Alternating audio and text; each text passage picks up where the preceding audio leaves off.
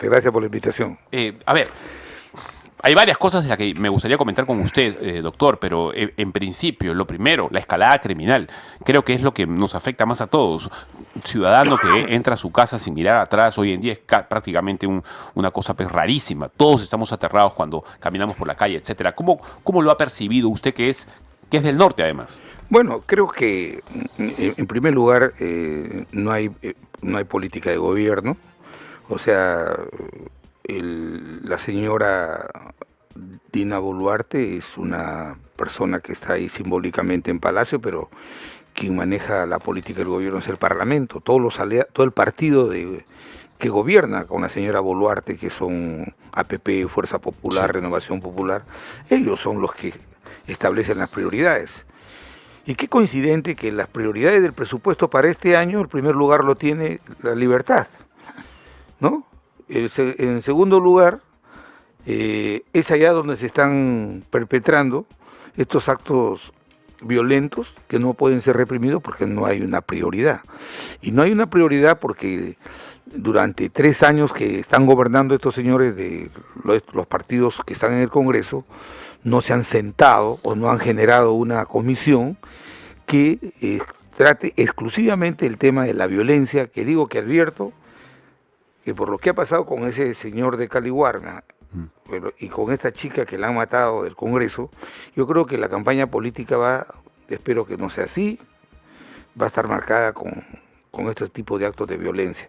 Entonces, que no vengan ahora a sacar el cuerpo quienes son los responsables de haber diseñado una política de seguridad que ya el problema de la violencia en el país está sobreestudiado, sobrediagnosticado. Lo que falta es tomar una decisión y poner en marcha una política pública. Está más claro, está tan claro que hoy día lo que se necesita es hacer en la Policía Nacional no un equipo de élite transitorio, sino formar equipos de gente que se dedique a investigar, porque hoy día los policías hacen de todo y la tarea más importante, que es la de investigar, que es el diagnóstico previo al intercrímenes, no lo hacen nadie o lo hacen aquellos que no son peritos, que no están preparados para eso. Entonces, para eso se necesita decisión política. No hay decisión política. El presupuesto de la República ha sido distribuido por las bancadas que apoyan a la señora Boluarte en función de sus intereses particulares. Esto es interesante lo que usted está diciendo y quizá pudiese usted entrar en detalle y tratar de explicarnos la paradoja que significa tener el presupuesto más amplio para inseguridad ciudadana, no sé si es así, en la libertad, cuando en la libertad están que ocurren estas claro, cosas que algunos están llamando terrorismo. ¿Cómo lo ve usted? Si el gobernador está de vacaciones, si no hay, como te vuelvo a repetir, yo creo que cuando he leído que sostiene que la señora Dina Boluarte no está asignando recursos para la seguridad ciudadana, yo creo que es una broma de mal gusto y creo que es quererle tomar el pelo a los peruanos. Quienes han manejado... ¿Quién está como presidente de la Comisión de Presupuesto? Un militante de Alianza para el Progreso. Alianza para el Progreso, sí. ¿Quién preside el Congreso? Un militante de Alianza para el Progreso. Entonces, ¿quién toma las decisiones más importantes en el país? Es el Congreso. Entonces, es decisión, además, ¿cómo le puedes pedir peras al olmo? No hay gente preparada para diseñar una estrategia que pueda enfrentar a estos actos violentos que en otro contexto obviamente fácil se hubiera reducido, ¿no? Una buena manera quizá para empezar a tratar de, no sé si solucionar, porque no nos compete a nosotros, pero por lo menos diagnosticarlo, es identificar el problema. Y algunos están llamando a esto, ya lo están llamando terrorismo. ¿Es correcto llamar a ese tipo de atentados como los que ha sufrido Trujillo hace algunos días en la Fiscalía ya terrorismo o no? Claro, mira... ¿O es demasiado grandilocuente decirlo? No, yo creo que esos actos de violencia tienen rasgos de ese tipo penal. Pero nuevamente vuelvo a lo siguiente. Leo también que algunos dicen, sí, pero con los congresistas falta dar leyes. Todo está sobrelegislado. Lo que falta es un líder que no tiene el país. En 3 años el país va al garete, no hay ningún liderazgo, y solamente vemos un colectivo de partidos que no han sido elegidos para gobernar, los que gobiernan el país ahora no han sido elegidos, y obviamente han entendido que se han encontrado la tinca, y el presupuesto de la República lo han manoseado, lo han distribuido en base a sus intereses partidarios. No olvides que no es novedad, mira la fisonomía del presupuesto de la República, que las regiones que están vinculadas al partido del señor Acuña han obtenido la mayor cantidad de presupuesto, y todas las bancadas que apoyan a la señora Dina Boluarte. Entonces han privilegiado un año donde vamos a ver escándalos de corrupción, porque van a querer utilizar esa plata para la campaña electoral, y no se preocupan por un hecho que está afectando directamente a los ciudadanos, ¿no? Ahora, le falta a la señora año y medio para irse, más o menos. ¿Hay algo por hacer? ¿Hay algo hay algún movimiento de timón que debería dar de su perspectiva? ¿O ya es un caso perdido, Dina Boluarte, y simplemente hay que dejar que termine su mandato y ya? Mira, las bancadas que la sostienen, o sea, que son su partido de gobierno, son los responsables, sí, claro, de este desastre que hay en el país. Y dicen, convocar a las elecciones adelantadas es generar inestabilidad en el país. ¿Qué más inestabilidad política que la vivimos todos los días cuando vemos este tipo de atentados? ¿Qué más le podría pasar al Perú si esta señora se va mañana o pasado? No va a pasar nada. No va a pasar nada, porque ella no es la que gobierna. Lo que pasa es que aquellos que sostienen esta tesis son los que verdaderamente tienen el ver, son los que están dirigiendo el Congreso, y ellos no se quieren ir. Entonces, convocar a elecciones adelantadas con un año, yo creo que le hacemos un gran favor al país. Le quitamos el peso, la preocupación de tener un gobierno sin conducción, sin liderazgo, sin políticas públicas claras, y donde dejar un año más, esto va a impactar en algo que nosotros, o que los peruanos han construido con mucho esfuerzo, es la solidez de la economía. Y hemos visto cómo este presupuesto, en el anexo 5, le han metido 13.000 millones de soles más al presupuesto de la República. El déficit fiscal se va a ir al 4%. Entonces, ya el Ministerio de Economía ha sido rebasado. Entonces, un año más de esta señora al frente del gobierno, yo creo que es más pernicioso que el que se convoquen a elecciones para que se pueda adelantar este mandato, pero yo no espero que lo hagan los congresistas, ¿no? A ver, a la hora de hablar de adelanto de elecciones, salta el cuco, que es, nos va a tocar de nuevo un Castillo, ¿no? O Cerrón podría ser, o alguno del conciliábulo de Perú Libre podría dar el caballazo, o el propio Antauro Humala, que no sé si va a postular a la presidencia, pero seguramente al Senado va a ir. Siempre es ese cantito, ¿verdad? No lo hacemos porque lo que queremos es evitar un problemón y no estamos preparados, hay leyes que se tienen que dar para bloquear algunas candidaturas, etcétera. Sí, pues, pero ese argumento va de la mano con aquellos que quieren llegar al 2026 y ser lo mismo que el gobierno de esta señora. Dime una cosa, los partidos que están gobernando el país, como son Alianza para el Progreso, Fuerza Popular, Renovación Popular, Avanza País, ¿qué de nuevo le pueden ofrecer al país de aquí a un año? Por favor, ¿qué de nuevo? Si lo están sobreendeudando, es terrible. Cada partido que sustenta a esta señora en el poder, se han agarrado ministerios, han jalado presupuestos para sus gobiernos regionales, y no hay, pues. Aquí lo que necesita, mira, mañana el Parlamento se puede reunir y formar cuantas comisiones ellos crean conveniente para poder desarrollar el tema de la inseguridad. ¿Y sabes qué? Ya no tienen legitimidad. Entonces aquí lo que falta es la política de seguridad, tanto interna como externa, tiene que liderarla una persona que es un presidente. Y lamentablemente, como lo he sostenido siempre, la degradación de la política en el país se ha dado desde el hecho de que hace 10 años venimos siendo gobernados por vicepresidentes que urdieron conspiraciones para echarse a los presidentes. No quiero de ninguna manera relevar de responsabilidad penal a este sinvergüenza Castillo, pero los vicepresidentes, 10 años somos gobernados por vicepresidentes, por gente que no ha sido elegida para gobernarnos. Y es más, estos 5 años, estos 4 años con la señora Dina Boluarte, están gobernando quienes no han sido elegidos, con un programa por el cual el país no votó. Y sin las luces que necesita un gobernante para hacerlo. A ver, la señora Boluarte seguramente no tiene luces especie intelectuales, a la señora seguramente le faltan algunas cosas, tendrá algunas virtudes, por supuesto, pero tiene algunos defectos. Pero el anterior, el vicepresidente anterior, que hoy día enfrenta su tercera inhabilitación en el Congreso, lo están debatiendo ahora, el señor Martín Vizcarra, ese sujeto no tiene luces morales, nada. O sea, a ver, pasemos ahora al tema Martín Vizcarra, doctor, si me permite. Se está sustentando, se está debatiendo y se está votando la propuesta de informe final en las denuncias constitucionales varias interpuestas contra Vizcarra en su actuación como presidente de la República y varios de sus ministros, entre ellos el exministro de Salud, por la infracción de golpe de Estado, ¿no? Por el golpe de Estado que hizo.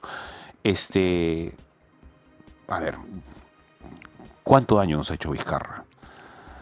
Al partido aprista prácticamente lo golpeó de muerte y todo lo demás. No tanto al partido, nosotros hemos sufrido persecución durante los 100 años que hemos tenido, la de Odría, la de Sánchez Cerro. O sea, lo que yo quiero hacer desapasionadamente una opinión sobre la conducta de este sujeto, ¿no? Nuevamente, hay que ir a la raíz del problema. Este señor se urdió con algunas bancadas en el Congreso para dar el golpe a PPK y tomar el poder. Y luego asistimos a un proceso de coactura del poder por parte de sujetos como Gorriti, ¿no? Que tomaron el Ministerio Público, que tomaron el Poder Judicial. A Vizcarra fue parte de ese equipo que tuvieron como propósito destruir el sistema político, no al APRA. El APRA sigue existiendo, sino destruir el sistema político. Y por eso creo yo que en este país tiene que haber una sanción ejemplar a aquellos que alteran los valores del sistema democrático. El cierre del Congreso debe ser castigado drásticamente. Y además he podido leer el informe final que ha sido públicamente hecho por el congresista Héctor Ventura. Se está votando en ese momento. Y que se está discutiendo y se está votando. La inhabilitación por 10 años a este señor Vizcarra, creo que es lo más saludable al país. Hasta suena poco por todo la maldad que nos ha hecho. Mira, el país no puede, o sea, yo creo que el Congreso no puede contestar que este sujeto, que ha sido acusado por más de 10 colaboradores eficaces de haber recibido comisiones ilegales, de haber sido acusado, hoy día desarrolla actividad política libremente porque tiene jueces y fiscales que siguen siendo parte de ese equipo que tuvo como propósito destruir el sistema de partidos. Y alguien que no cree en el sistema democrático no puede participar en él, porque lo único que va a hacer es implosionarlo, erosionarlo. Por eso que este señor, el día de hoy, no va a poder acreditar, por ejemplo, algo que es categórico. El cierre del Congreso y el informe de calificación no apunta a establecer la infracción a la Constitución desde el punto si fue una denegación fáctica o no, que diga de paso, el Tribunal Constitucional actual ya dijo que eso no tiene contexto constitucional, sino al hecho de que en el Consejo de Ministros del 27 y el 29 de septiembre del año 2019 no estuvo en la agenda impedir la elección de los miembros del Tribunal Constitucional. ¿Por qué? Porque esa era una competencia exclusiva y excluyente del Congreso de la República. Javier Velázquez Gijén está con nosotros, ex congresista de la República, ex ministro del Estado también, 10:28 aquí en Hora Punta, en Betel Radio 100.1 FM. Doctor Velázquez, usted fue congresista aquella vez. Sí, claro. A ver, recordemos la razón por la que Vizcarra está enfrentando esa tercera inhabilitación, que ojalá lo inhabiliten y ojalá se sumen esas inhabilitaciones de 30, 40 años hasta que se muera sin poder postular a ningún cargo público. ¿Cómo fue ese día? Vayamos desde el principio. ¿Cómo lo recuerda usted? Contextualicemos. Yo recuerdo con tristeza de que no hubo un buen manejo de la mesa, y te digo... Estamos hablando del día que cierra el Congreso, Salvador. Claro, el 30 de septiembre del año 2019. El presidente era Pedro Lechea, Exactamente, entiendo. Yo creo que no hubo una buena conducción. Y algo parecido sucedió, ¿recuerdas cuando salió el tema de los petroaudios?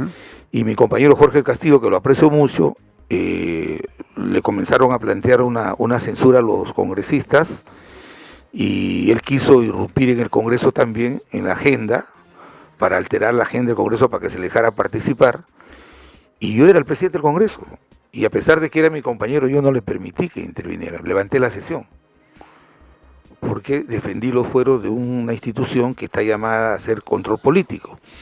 Entonces, aquí lo que pasó es que parlamentarios conectaron con este actor de televisión, es decir, el señor Solar, lo dejaron ingresar. Ingenuamente el presidente del Congreso le dio el uso de la palabra al congresista Gino Costa y esta se la dio al presidente del Consejo de Ministros. Eso yo creo que ni un parlamentario nuevo dirigiendo la mesa lo hubiera permitido, Entonces, si bien es cierto el señor Vizcarra hubiera después abiertamente cerrado el Congreso, se hubiera mostrado que ya esto era una estrategia orientada a sacar del camino a una institución que le era un obstáculo para los objetivos de tomar el control total del país. Entonces, yo creo que hubo corresponsabilidad, ¿Faltó valentía o sentido de autoridad? No, faltó experiencia. Conducir el Congreso tienen que ser personas con experiencia. Pero la experiencia la podría o no tener alguien, pero alguien valiente en decirle, señor, hey, usted no entra, mire, usted no por puede entrar supuesto, acá, usted no está aquí, usted tiene que irse, etcétera, no le corresponde. ¿En qué parte el reglamento permite que un primer ministro pueda entrar en pellones al pleno del Congreso? ¿Acaso un presidente del Congreso, un congresista puede entrar en pellones al Consejo de Ministros? No puede, pues, no puede. Es más, querían hacer la confianza sobre una atribución que era estrictamente el Congreso, exclusiva y excluyente del Congreso, la elección de los miembros del tribunal. Ellos habían aprobado en el Consejo de Ministros del 27 y del 29, habían aprobado un proyecto de reforma de cómo se eligen los miembros del Tribunal Constitucional. Eso lo íbamos a dejar para que se pueda aprobar lo urgente posible y que se pueda aplicar en el futuro. Pero hubo un contubernio entre el gobierno, entre todos estos que estaban en la sombra manejando el Ministerio Público, el Poder Judicial y el Tribunal Constitucional. Pero mi apreciación personal como demócrata es lo siguiente: ¿cuándo ha habido, por más grave que sea una confrontación política en un sistema de gobierno democrático, cuándo se ha utilizado esta herramienta del cierre del Congreso? Ahí nos volvimos un país bananero eso no lo ha hecho Colombia hace 50 años, eso no lo hace Chile. Entonces, acá estamos acostumbrados a que ni siquiera, porque este señor no fue elegido por el pueblo para ser presidente, se dio el lujo de cerrar el Congreso. Entonces yo creo que hay que castigar drásticamente a aquellos que no creen en los valores del sistema democrático y que creen que pueden sacarle la vuelta como lo estaban haciendo hoy día escandalosamente, que este señor se pasea por plazas y calles y hay 20 colaboradores eficaces que lo acusan y ni siquiera lo han detenido 24 horas. Entonces, este señor no puede seguir participando en los asuntos públicos. Porque primero, porque es un embustero; segundo, porque es una persona que no maneja bien las cosas públicas; y tercero, porque no cree en los valores democráticos. Por eso creo que el argumento, los fundamentos del informe que lo he estudiado del día de hoy va a ser aprobado hoy día, ojalá, espero que sea por unanimidad, para darle una lección a aquellos que se la quieren dar de dictadorzuelos. Porque el Parlamento tiene que seguir defendiendo sus fundamentos democráticos. Se puede cuestionar a uno u otro parlamentario, pero la institución parlamentaria en sí es fundamental. No hay institución en el mundo, no hay país en el mundo que no funcione sin el Congreso, su Congreso de la República. Entonces a veces confundimos más los parlamentarios que cometen irregularidades por decir cerremos el Congreso, y ese es el expediente fácil de los dictadores. Entendemos y recordamos, por supuesto, que si el Congreso decide hoy día cortarle las manos nuevamente a Vizcarra, esto acumularía ya la tercera inhabilitación para ejercer un cargo público de este sujeto. Ya en el 21 el Congreso lo inhabilitó por 10 años por vacunarse pese en secreto durante la pandemia, ¿verdad? Todos recordamos aquel episodio indignante. En el 22, otra vez Vizcarra, fue inhabilitado por segunda vez, y esta vez por un periodo de 5 años por el caso Obraíns. Ese sería el tercero congresista. A ver, perdón, doctor.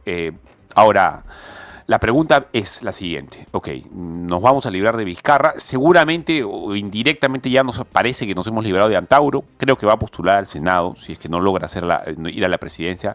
La pregunta es, ¿Ve usted, sin apasionamientos, por supuesto, sin partidarismo, no hablemos del APRA porque usted es aprista, etcétera, pero ¿ve usted a alguien? A ver, ¿prevé, avisora, entiende algún personaje, incluso no sé si algún personaje similar a estos que están apareciendo en el hemisferio, supuestamente patriotas, supuestamente conservadores, muy bocones, que le dicen al pan pan y al vino vino? Hablo de un Trump, hablo de un Bolsonaro, hablo de un Bukele, de un Milei.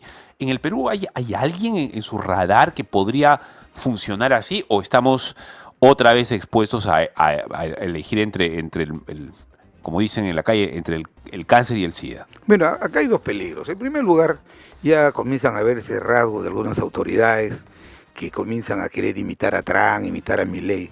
Los Estados Unidos y Argentina son contextos diferentes, por favor. Y yo creo que el alzar la voz o insultar a alguien no es la conducta de un demócrata. Yo creo que lo que este país necesita, a la luz de estos 4 años que hemos visto el desastre que dejó Vizcarra, porque esto es el desastre que dejó Vizcarra. La no reelección de los parlamentarios, el cierre del Congreso. El país se debería preguntar, ¿esto es mejor que lo que hubo antes? No, tiene que haber una clase política. Yo, por ejemplo, no le podría decir, porque tengo 23 años de parlamentario y he sido primer ministro, a un presidente de una empresa privada que es muy solvente, decirle, oye, quítate tú de costado que yo voy a gobernar mejor tu empresa que tú. Zapatero a tu zapato. Y segundo, lo siguiente, ¿qué es lo que ha producido la erosión del sistema de partidos? Lo que hizo Vizcarra. Por eso con el sí, sí, sí, no, pues. Por eso va a haber 60 partidos. Y ojalá,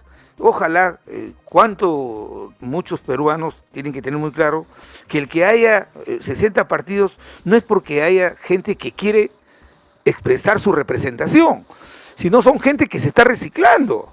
O sea, si tú ves, todo el mundo ante los acontecimientos que hemos visto y ante la legislación electoral que el Congreso lo ha hecho a su estricta medida de quienes ahorita lo controlan, están generando incentivos perversos, que hoy todo el mundo forma su partido y dice, postula a presidente, si no, la gano para Senado, y ves gente, tú no ves gente nueva que refresque la política, son gente que se está reciclando, por favor.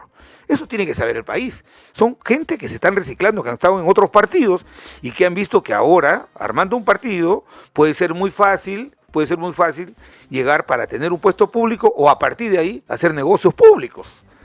Entonces, eso tenemos que advertir en los partidos que hacemos historia en el país, como Acción Popular, como el APRA, ¿no? Entonces, nosotros tenemos que innovarnos en virtud de los cambios que hoy día el mundo se está imponiendo, tenemos que tener nuestras agendas programáticas más dinámicas, más activas, pero las esencias de la trayectoria, de los principios y los valores que inspiran una organización política para resolver los problemas del país, eso no puede, pues, cualquier aventurero de la noche a la mañana que tiene plata y consigue 24.000 firmas y te forma un partido político. A ver, entonces, después de esto, ¿cabe la posibilidad de ver a Zipán lanzándose a la presidencia o no? No, yo creo que no sería responsable. Yo creo que el APRA está convaleciendo de un proceso de desorganización que ha tenido, por eso no participamos en la última elección. Yo creo que está convaleciendo. Pero ¿no tiene usted el regustito, el ánimo, digamos, natural de todo político de algún día tentar una cosa así? Mira, yo creo que lo primero que tiene que hacer el partido es organizarse, convocar un congreso y organizarse y hacer un diagnóstico serio de qué es lo que le debemos ofrecer al país. Mi apreciación personal es que el intangible más importante que tiene el APRA es su experiencia. La experiencia no ha tenido solamente en las universidades, porque nosotros nos hemos formado en buenas universidades, ¿no? Esas universidades que dan títulos truchos, y también nos hemos preparado en el gobierno. Entonces, ¿qué es lo que necesita el país ahora? Necesita la experiencia, pero yo creo que el APRA debe impulsar ahora, no mañana, impulsar un proceso de renovación generacional. Hay jóvenes, que te cuento de cientos, especialmente en Lima y en provincias, que ya están preparados para asumir tareas de conducir el partido. Ya, pero sin experiencia. La experiencia... Pero la experiencia la tienen los mayores, ¿verdad? Usted, el señor Mulder, del Castillo, Aurelio Pastor, qué sé yo, pero... No, yo me refiero en la toma de la conducción del partido. Okay. El partido necesita renovarse porque es la única garantía de proyectarlo 30 años más adelante. Y muchos de esos jóvenes, obviamente, si llegamos al gobierno, tienen que tener tareas, responsabilidades, pero lo fundamental es que esta experiencia vaya combinada con un proceso así profundo de renovación partidaria, ¿no? A ver, ¿una necesidad de hacer una alianza también o no? Yo no creo que en primera vuelta haya una alianza. Te lo digo porque, mira, yo tengo como... Yo tengo no sé como si pasa la valla, ¿eh? No, ¿O sí? Fabricio, pero te lo digo que lo vamos a superar con creces. Okay. Te lo digo y te lo voy a explicar. No, permítame la duda, ¿no? Sí, claro, saludable, claro. digamos. Pero te digo lo siguiente. La última vez que el país ha votado por el APRA ha sido en 2016. ¿Cuántos años han pasado? 10 años. Habían chicos que tenían 7, 8 años. Y si esta vez el partido se atreve a ir en una alianza por lograr algunas curules parlamentarias y sacrificar la identidad y la continuidad de un partido histórico, yo no me inscribiría en esa tesis. Yo no estoy de acuerdo que vayamos en alianza en primera vuelta. Yo creo que debemos ir con candidato propio. Yo creo que hay muchos compañeros que no nos alcanzamos a dar cuenta que somos el partido que tiene más hombres con experiencia de gobierno de todos los partidos. Hemos hecho un buen gobierno en 2006 y el 2011. Este país no está acostumbrado a votar por continuidad, está bien. Pero aquí estamos con experiencia para ofrecer lo mejor de las capacidades al país. El país no necesita más improvisado, el país no necesita más castillos, el país no necesita más mesías, no hay mesías. El país lo que necesita son cuerpos de peruanos que estén preparados para resolver las tareas de la inseguridad, para potenciar la economía. Mira, en 10 años, y justo, mira, por eso te hago esta atingencia y esta precisión, en 10 años que hemos sido gobernados por vicepresidentes, sí, ha recrudecido la pobreza, el déficit fiscal. La delincuencia está horrible. ¿Y sabes por qué? Porque estos señores, el Parlamento les pierde el respeto. ¿Por qué? Porque no han sido elegidos por el pueblo. Entonces, yo creo que la democracia hay que darle contenido. Y en ese sentido, mi apreciación, como militante, no soy dirigente del partido, pero como militante yo he dicho al interior del partido que yo me enrolo, apoyaría toda propuesta que vaya camino a presentar un candidato del partido. Y yo creo que los hay. Y ya veo compañeros que están trabajando para sus candidaturas, y muy bien. Cualquiera de ellas nosotros tenemos que apoyar para que puedan representar al partido, y no tenemos de ninguna manera, te lo digo, Fabricio, no hay ninguna posibilidad de que no superemos la valla electoral. Hay una generación de peruanos, doctor, que no ha vivido al personaje político carismático querido por las masas. Eso no ocurre desde el último Fujimori, probablemente. Alan García tuvo algún tipo de aprecio popular, pero al final también un poco se desinfló de su gobierno, aunque ciertamente lo hizo muy bien. Yo creo que es el mejor gobierno que hemos tenido, por lo menos en lo que va del siglo. Hay una generación de peruanos que está viviendo en el sinsabor, incluso en el resquemor, en no querer a ninguna autoridad. Incluso ven al presidente de turno y ya es antipatía por naturaleza. ¿Qué decirle a esa cantidad de chicos que hoy día tienen 25, 26 años, que nunca han vivido un presidente al que realmente quieran?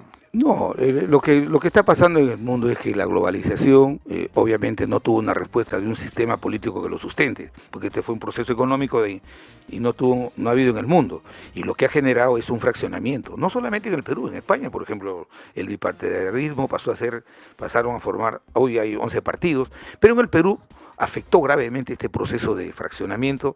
Pero es más, yo creo que el pueblo no, hay que explicarle al pueblo que la política es buena. Los que son malos son los que hacen la política. Y el país está enronchado, el país está indignado. Es que nos ha tocado uno tras otro. Contra quienes hacen política. Pero la política ha resuelto los problemas de la sociedad, hoy el mundo es otro, justamente porque la política ha aprendido a resolver eso. Por eso yo creo que los jóvenes de ahora, en el APRA, por ejemplo, los jóvenes hay que, por ejemplo, plantearles algo que no se nos ha planteado en el siglo XX. En el siglo XX no habían empresas que eran más poderosas económicamente que los estados.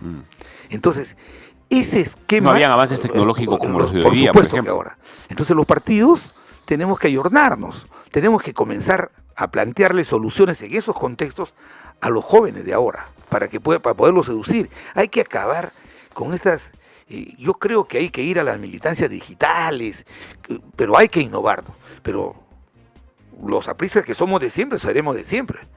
Pero nuestros hijos, nuestros nietos necesitan también que el partido les dé respuestas que estén adecuados a los cambios que hoy día el mundo impone, y para eso necesitamos, por eso es importante este proceso de renovación, donde veo cuadros importantísimos que pueden asumir la conducción del partido y darle el soporte a un eventual gobierno donde obviamente nosotros le ofrezcamos al país específicamente nuestra experiencia, ¿no? Y quiero preguntarle, obviamente, a Javier Velázquez Quesquén, que está con nosotros, ex congresista de la República del Partido Aprista, 10:44 en hora punta, en BT Radio 100.1 FM, sobre Trump. Evidentemente es la última pregunta que le quiero hacer, y que no va a ir bien con Trump, o simplemente somos tan marginales que ni siquiera nos tienen el radar. ¿Algo podría jugar el Perú en ese partido mundial? Voy a preguntarle eso, pero antes... Es natural que hayan puntos de vista diferentes en los partidos, ¿no? Es natural que incluso hayan discrepancias, incluso viscerales entre colegas, compañeros, correligionarios, etcétera. Pero me dicen mis amigos, mis fuentes, que en el Partido Aprista parece que hay posiciones irreconciliables entre dos grupos. ¿Es verdad eso? ¿Están tan peleados dentro del partido aprista o es simplemente algo que se dice nada más? Siempre han habido esas posiciones. ¿Pero así tan feo que como ni se puede ni hablar? No, yo no he visto eso. Yo creo que siempre ha habido tendencias. El año 80, yo tenía 20 años y habían tendencias. Unos compañeros apoyaban a Armando Villanueva, otros a Andrés Townsend. Sí, claro. ¿No? Entonces, siempre han habido tendencias. Pero yo creo que hoy día la militancia está por encima de estos liderazgos. Han sido sobrepasados, porque la militancia está pidiendo un proceso de renovación sincero. Hay que entregarle a los jóvenes la conducción del partido sin ningún tipo de maniqueísmo, hay que entregarles. Y yo creo que a eso vamos, y yo tengo te lo digo, como actitud personal, nunca en un medio de comunicación yo le he respondido, por ejemplo, a mis compañeros que discrepan de mí. Que discrepan está bien. Yo no le respondo en los medios, pero yo creo que más importante que las diferencias está el construir puentes, como decía Alan, y no muros. Está, como decía de la Torre, que un partido dividido va camino a la perdición, y un partido unido es la herramienta para resolver los grandes problemas del país. Entonces, yo creo que este es un momento de que el partido se una. Hay gente muy valiosa, gente muy importante con experiencia y también jóvenes, y ofrecernos como una alternativa seria al país. Sí. Y no hay que tenerle miedo a las encuestas, porque al final de cuentas nosotros mismos sabemos que al final de cuentas cuando el partido se moviliza las reposiciona en la verdadera realidad de los acontecimientos, ¿no? Doctor Velázquez Quesquén, le cuento que el informe final de la denuncia constitucional contra Martín Vizcarra ha sido aprobado por mayoría en la Subcomisión de Acusaciones Constitucionales. 16-0 ha ganado, ¿no? Bueno. Con 2 abstenciones. Ok, ya se aprobó en la Subcomisión de Acusaciones Constitucionales. Usted ha sido congresista. ¿Qué viene después? Va a la Comisión Permanente. Ok. Va a la Comisión Permanente nuevamente ahí este sujeto Vizcarra tiene el derecho a defenderse. Yo creo que la Comisión Permanente tiene que caminar en el mismo sentido de lo que viene en la Subcomisión de Acusaciones. Es categórico el informe, yo lo he leído temprano, es categórico el informe. Y es más, te digo lo siguiente, mira, el rasgo de país bananero lo tenemos el Perú, a pesar de que en nuestra economía hemos avanzado gracias al esfuerzo de todos los peruanos, porque esto no ha sido que la economía esté como esté, no es el esfuerzo de un gobernante o de tal o cual ministro, es de todos los peruanos que han hecho un sacrificio. Tenemos que acabar con este tipo de sujetos que utilizan esta herramienta del cierre de Congreso, que se creen pequeños dictadorzuelos, porque al final de cuentas nos retrasan. ¿Cuánto nos ha retrasado este cierre de Congreso que hizo este señor Vizcarra? Entonces, a estos sujetos no deben participar en la vida política del país, porque no creen en sus valores democráticos. Entonces, yo creo que la vuelta del Senado, el que hagamos algunas reformas importantes, ni bien llegue el 2026, hay que acabar con este bendito argumento de que la reforma constitucional ya acabó con este argumento de que se reúne el Parlamento y con los 2/3 de los votos pueden vacar al presidente. Sí, claro. Y también ya acabamos con la reforma constitucional, ya acabó con la posibilidad de que el presidente pueda cerrar todo el Congreso, sino la Cámara de Diputados y quedará el Senado. Entonces, esa es parte de la reforma política, pero lo que hay que tratar es el tema de los vicepresidentes. Ese es, de verdad, si lo analúa, es que no hay legitimidad, pues, no, ellos no son los elegidos. Sí hay legitimidad. Mira, discúlpame, Fabricio, que te explique brevemente. Entiendo cuál es el fraseo, pero mira, cuando vacan lo a un que quiero decir es que la gente no está a favor de eso. Cuando vacan a un presidente, la Constitución, que es la ley de leyes, da una solución constitucional, dice, va la vicepresidenta. Sí. Pero en el caso de la señora Boluarte, esta señora entendió que su elección se la debía al Congreso, que su elección debió ser un gobierno de ancha base y permitir que el Congreso siga cumpliendo su función de control político. Pero eso no lo puedes legislar, pues no te puedes meter en la cabeza a la señora y obligarla a que piense de una manera diferente. Ella quiso hacerlo así, pues. No puedes, pero por eso es que creo que el tema del diseño constitucional de las vicepresidencias ya caducó. O sea, ¿no deberían haber vicepresidentes, es lo que me está diciendo? No, yo creo que sí. O algo muy nominal nada más. Yo creo que sí, pero yo creo que... Muy decorativo quizá. Yo creo que sí, pero yo creo que deberías tener otro tipo de atribuciones, ¿no? Y además, en ningún caso permitir que el Congreso tome con la Constitución, o sea, el Congreso se vuelva gobierno, porque entonces renuncia a su facultad de control político y de fiscalización. Entonces, el Congreso se vuelve gobierno. Está interesante lo que está diciendo. Entonces, si por A o B motivos en el futuro vuelven a vacar por incapacidad moral a cierto presidente o presidenta, no sé si se dice presidente, no se dice presidenta, ¿verdad? Se dice presidente. Ok.